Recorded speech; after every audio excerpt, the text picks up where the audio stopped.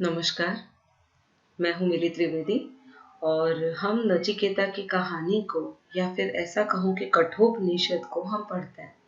स्वागत है आपका हमारे YouTube चैनल में जिसका नाम है उपनिषद कथा।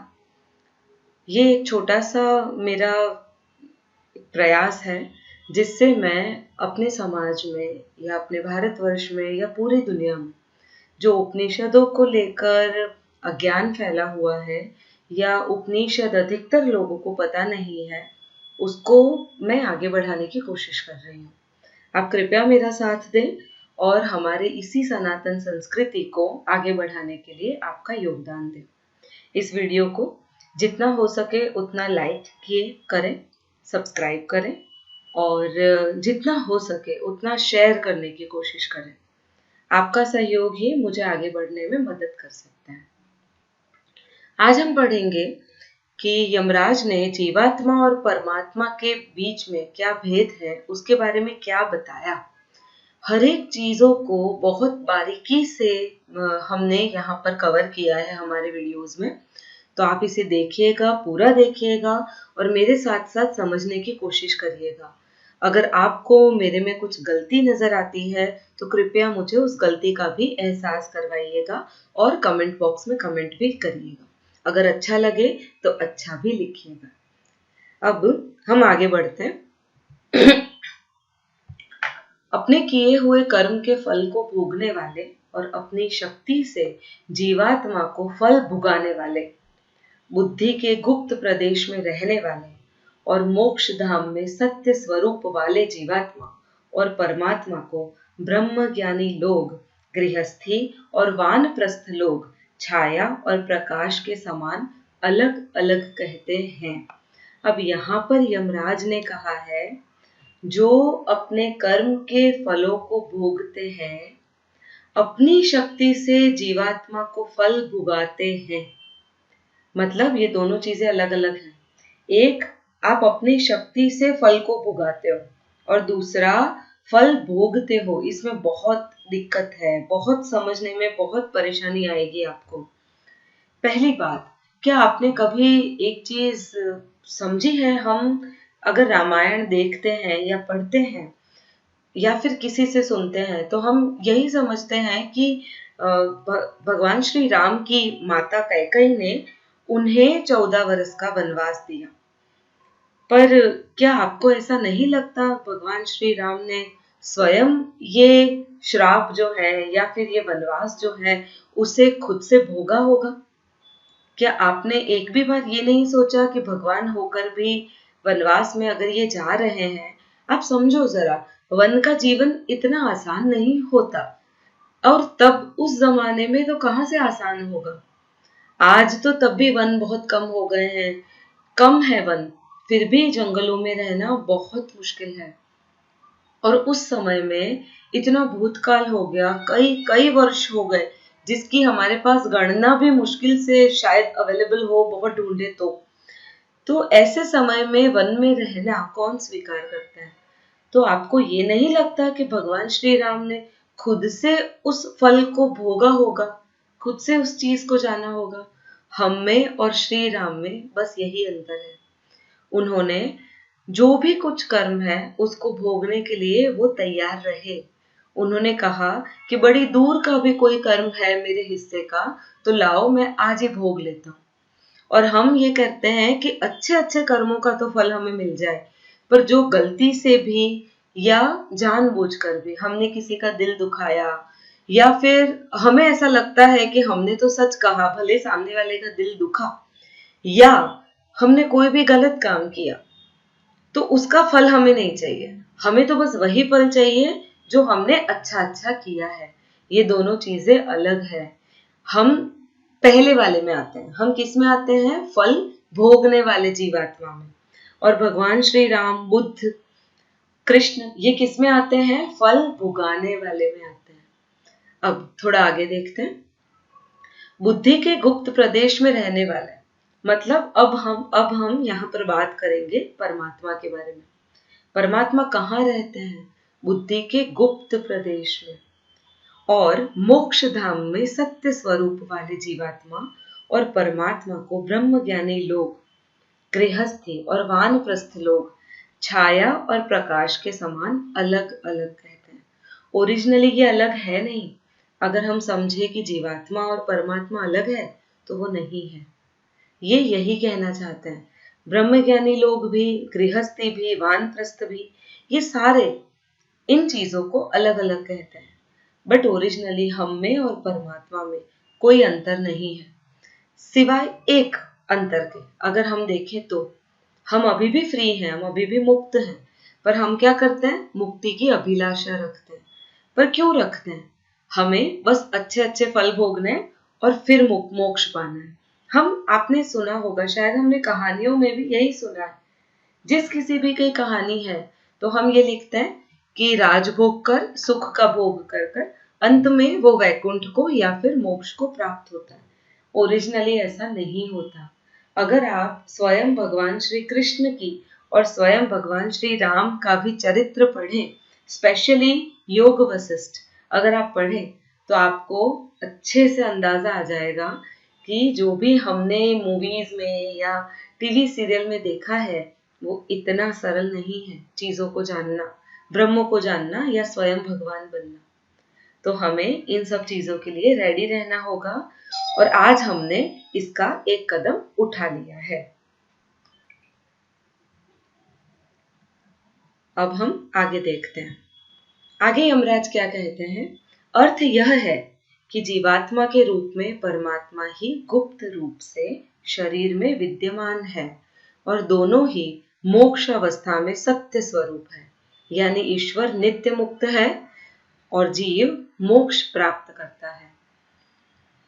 इसीलिए ब्रह्मज्ञानी इन दोनों को भिन्न ही मानते हैं। मतलब सिर्फ यही है, हमारी संस्कृति रही है कि हम जितने भी लोगों से मिलते हैं हम सबको प्रणाम करते हैं। अब प्रणाम मतलब दोनों हाथों को जोड़ना और नतमस्तक होना। हम प्रणाम इसीलिए करते हैं क्योंकि हम हमारे अंदर का जो परमात्मा है उसको सामने वाले के अंदर भी देखने की कोशिश करते हैं, और हम हमारा परमात्मा सामने जो उनके भीतर छुपा हुआ है उस परमात्मा को हम नमन करते हैं। और इसी संस्कृति के स्वरूप, सार स्वरूप हम लोगों को ये बातें पता चली है। क्या कहा है?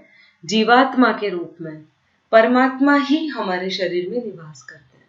हमारे शरीर में परमात्मा ही निवास करते हैं, वही विद्यमान है। परमात्मा परम मुक्त है, हमेशा से फ्री। उन्हें मोक्ष की कोई अभिलाषा नहीं होती। किसे अभिलाषा होती है? जीवात्मा को। अब इस जीवात्मा को मैंने जो पढ़ा है उस हिसाब से अगर मैं आपको बताऊं तो श्री स्वामी विवेकानंद की एक किताब है ज्ञान योग, उनमें उन्होंने क्लियरली बताया है कि हमारी जो भी विचार है उन विचारों का हमारे इर्द गिर्द एक जाला सा बन जाता है। अब ये जो जाला है वो हमारी मन शरीर में, मन शरीर जो होता है हमारा, उसमें बनता है।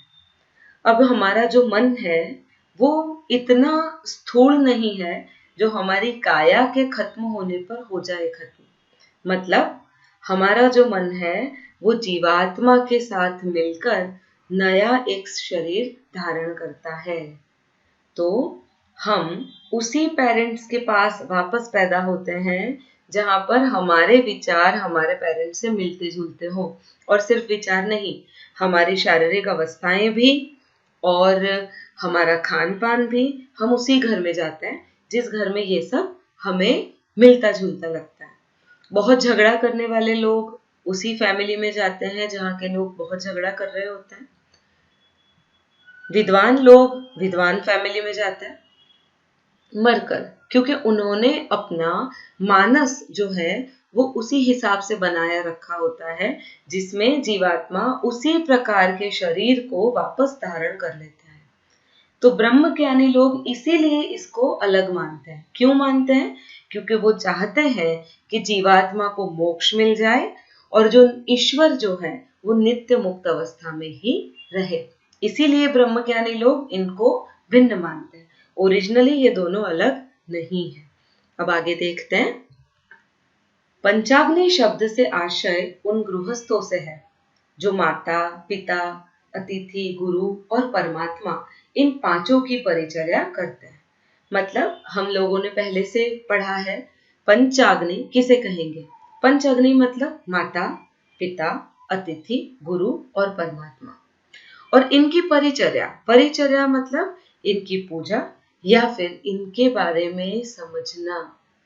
अतिथि, हमारे घर पे कौन से अतिथि आते हैं, हमारे माता पिता कैसे हैं, हम कौन से गुरु के योग्य हैं और हम उस परमात्मा की कौन सी शक्ति से भलीभूत परिचित हैं।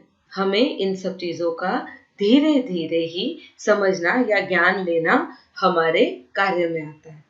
अब जो परमात्मा यज्ञ भजन करने वाले मनुष्यों के लिए संसार को पार करने वाले पुल के समान है, वह विनाश रहित परम ब्रह्म है जिसमें भय का लेश नहीं है और संसार के दुखों से तरने की इच्छा करने वालों का जो पार है, उस ईश्वर को हम जान सके। अब आप यहाँ पे देखो, यज्ञ, यज्ञ मतलब जो हम यज्ञ में आहुति देते हैं। भजन, भजन मतलब हम लोग जब भगवान का नित्य कीर्तन करते हैं। मनुष्यों के लिए संसार को पार करने वाले पुल समान है। मतलब यही परमात्मा जो यज्ञ और भजन करता है, भजन करना मतलब चिंतन और मनन करना, उसके लिए यही परमात्मा पुल के समान बनते हैं।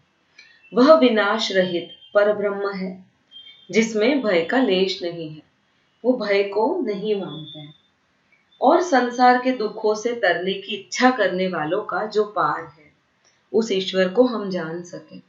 सबसे पहले अगर हम आध्यात्मिकता की बात करें तो आध्यात्मिकता में जन्म लेना ही सबसे बड़ा दुख का कारण बनता है। अगर आपने जन्म लिया है तो आप दुखी होंगे ही होंगे। अब ये कैसे? तो शायद मैं जो आपको कहानी बता रही हूँ वो आपको पता होगी। गंगा और शांतनु, महाभारत की कहानी है। गंगा ने अपने 8 पुत्रों में से 7 पुत्रों को नदी में बहा दिया था और 8वां पुत्र जो शांतनु ने बचा लिया था। अब हम जन्म और मृत्यु को अलग तरह से देखते हैं। जन्म मतलब अच्छी बात और मृत्यु मतलब बुरी बात। पर जो ज्ञानी लोग होते हैं, जो ब्रह्म की चेष्टा और ब्रह्म की इच्छा रखने वाले लोग होते हैं, वो जन्म को बुरा मानते हैं। मृत्यु को तो वो कुछ समझते ही नहीं। मृत्यु को तो वो ऐसा समझते हैं कि तुम पैदा हुए हो मतलब निरंतर मरोगे। तो अगर तुमने जन्म लिया है मतलब जरूर तुम्हारा कोई ना कोई पाप, तुम्हारा कोई ना कोई कर्म बाकी है। इसीलिए यहाँ पर लिखा है। अब विनाश रहित पर ब्रह्म है जिसमें भय का लेश नहीं है। अब देखिए, हमें कौन से तरह के भय हैं। हमें भय है कि क्या हम खाना खा पाएंगे कल। हमें ये भय होता है कि हम कोई व्हीकल चला के जा रहे हैं तो क्या एक्सीडेंट तो नहीं हो जाएगा। हमें ये भय है कि क्या हम कल सुबह जगेंगे। सो तो रहे हैं पर सुबह जगेंगे। कोई जानवर है तो जानवर से हम डरते हैं कि कहीं वो हमें मारे ना। रास्ते में से गुजर रहे हैं और कुछ तकलीफ आ गई, पैसों की तकलीफ आ गई, तो भी हमें चिंता बनी रहती है। पर यह विनाश रहित परब्रह्म जो है, उसे किसी चीज का भय नहीं है। इसीलिए काफी सारे जो ये ज्ञानी पुरुष होते हैं, वो अपना घर बार छोड़कर जंगल चले जाते हैं। वो अपने भय को चेक करते हैं, देखते हैं कि वो कौन सी चीजों से डरते हैं और कौन से बंधन में वो फंसे हुए हैं। और संसार के दुखों से तरने की इच्छा करने वालों का जो पार है। कौन से संसार के दुख? सबसे बड़ा दुख आपका जन्म, और उसके बाद जन्म, मृत्यु, चरा और व्याधि। तो ये चारों दुखों से हमें पार कर जाता है। हम एक ऐसी एंटिटी है, एक ऐसा स्टेट है जहां पर जन्म और मृत्यु जैसा कुछ होता नहीं है। तो इस ईश्वर को हम जान सके, तभी जान सकेंगे जब उस परमात्मा की इच्छा होगी। और कब इच्छा होगी? जब हम इस ब्रह्म को सुनेंगे, हाँ, जैसे ही मैंने कल आपको बताया था, हम ब्रह्म को सुनेंगे, समझेंगे और अनुभव करेंगे। उसके बाद फिर यमराज कहते हैं, हे नचिकेत, तुम इस जीवात्मा को रथ का स्वामी समझो और शरीर को रथ समझो। जीवात्मा कौन हुआ? स्वामी। शरीर कौन हुआ? रथ। बुद्धि को सारथी और मन को लगाम की रस्सी समझो। रथ का स्वामी, आप एक सीधी सी बात समझिए, आप अपने आप को अर्जुन की जगह पे रख लीजिए। तो रथ क्या हुआ? तो जो हमारा शरीर है वो है रथ। जीवात्मा क्या हुआ? तो उसका स्वामी, मतलब अर्जुन रथ का स्वामी था। ठीक है। बुद्धि को सारथी समझो। अर्जुन ने अपने रथ की लगाम किसको सौंप दी थी? श्री कृष्ण को। और श्री कृष्ण कौन बन गए थे रथ के? सारथी। मतलब जो हमारी बुद्धि है वो रथ का सारथी बन जाता है। और मन को लगाम की रस्सी समझो। मतलब हमारा मन, अभी अभी हमारी तकलीफ क्या है? हमारा मन हमारी बुद्धि को और हमारे रथ को कहीं पे भी ले जाता है, और जिस हिसाब से हमारा रथ जाता है, हमारा शरीर, हमारा मन भी उसी में बह जाता है। पर अगर हम हमारा सारथी श्री कृष्ण को और मन की लगाम की रस्सी उन्हीं श्री कृष्ण को अर्पण कर दे, मतलब परमात्मा को अर्पण कर दे, तो ये सारी चीजें आसानी से हल हो जाएगी। मुझे पर्टिकुलरली ये श्लोक बहुत पसंद है कि जीवात्मा को रथ का स्वामी समझो, शरीर को रथ, बुद्धि को सारथी और मन को लगाम की रस्सी समझो। इस शरीर के अंदर जो इंद्रियां हैं उन्हीं को घोड़े समझो, और इंद्रियों के जो विषयों को उन घोड़ों के मार्ग। मन और इंद्रियों से युक्त आत्मा को ही विद्वान लोग भोक्ता बताते हैं। अब कौन भोगता है?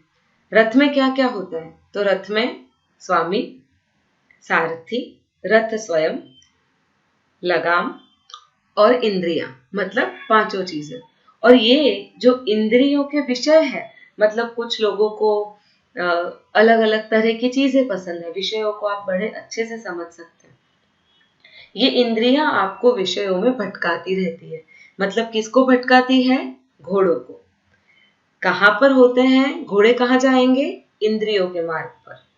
घोड़े क्या है? तो हमारी इंद्रियां। कहां पर जाएंगी? भटकेंगी। उसको लगाम कौन देता है? तो लगाम क्या है? हमारा मन। मन को कौन पकड़ता है? तो सारथी। सारथी कहां पर है? तो रथ में बैठा है। और रथ क्या है? रथ का स्वामी कौन है? तो हमारी जीवात्मा। और अगर हम विषयों के दौरे चले जाते हैं तो हम लोग क्या माने जाएंगे? भोक्ता माने जाएंगे। परंतु जो मनुष्य अज्ञानी है, जिसका मन स्थिर नहीं है, उनकी इंद्रियां उनके वश में नहीं रहती, जिसे दुष्ट घोड़े सारथी के वश में नहीं रहते। परंतु जो मनुष्य बुद्धिमान है और जिनका मन वश में है, उनकी इंद्रियां भी उनके वश में उसी प्रकार रहती है जैसे उत्तम घोड़े सारथी के वश में रहते हैं। मतलब सारी की सारी बात सिर्फ आपकी है।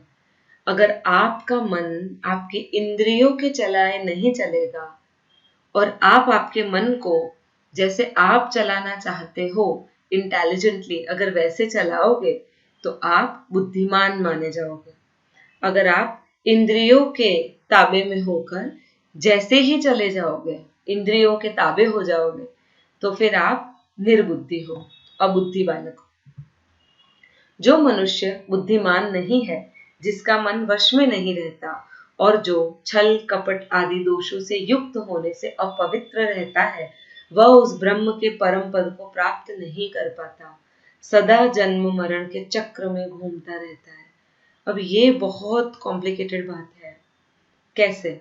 हमें लगता है कि हमने जरा सा तो गुस्सा किया, हमें लगता है किसी का देखकर हमने जरा सी तो ईर्ष्या की, जरा सी ही तो लालच है, जीवन चलाने के लिए ये सारी चीजें जरूरी है, हमें यह लगता है।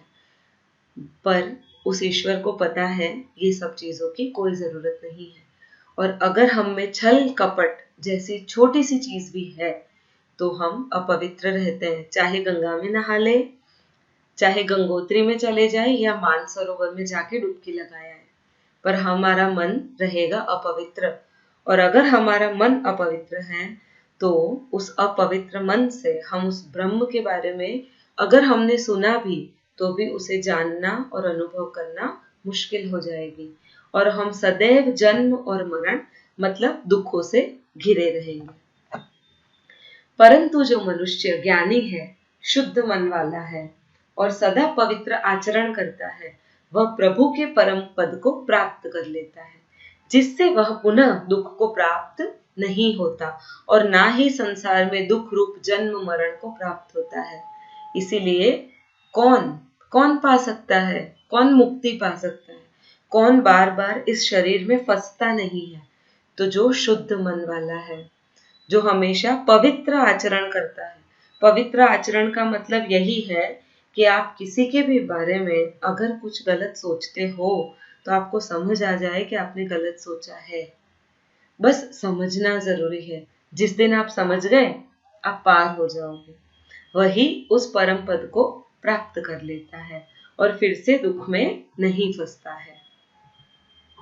जिस मनुष्य की बुद्धि उसकी सारथी है और मन लगाम है यानी वश में है, वह अपने मार्ग का पार पा जाता है और जो कि उस व्यापक ब्रह्म का सर्वोत्तम स्थान है। मतलब बुद्धि ही जिसकी सारथी है और बुद्धि में कौन होते हैं? परमात्मा।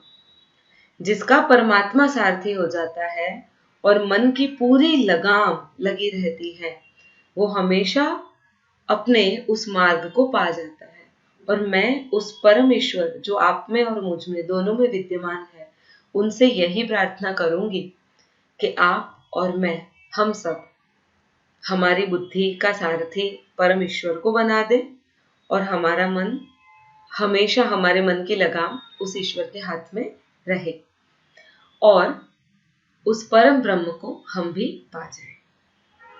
अगर आपको ये वीडियो पसंद आए तो आप इसे लाइक और शेयर जरूर कीजिएगा, कमेंट भी जरूर कीजिएगा और आपका साथ देने के लिए बहुत धन्यवाद। Thank you so much.